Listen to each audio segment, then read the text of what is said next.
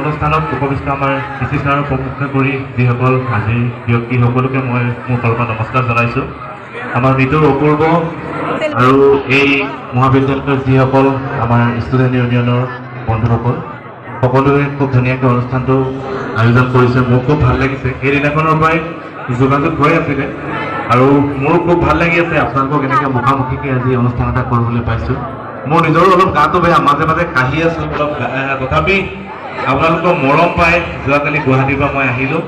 গতিকে অকণমান সময় আপোনালোকৰ লগত ফূৰ্তি কৰিম। আপোনালোকে যদি ইয়েৰমান চেৰমান দিয়ে গতিকে আপোনালোকে লগৰ ফূৰ্তি লাপাই ওৰকে কাঞ্চিত গাবাং হয়েছে এটা খুব ধুনীয়া অনুষ্ঠান। ওৰকে নদু সব আটাই এটা এটা নিজৰ উদ্দেশ্য লৈ আহিছে।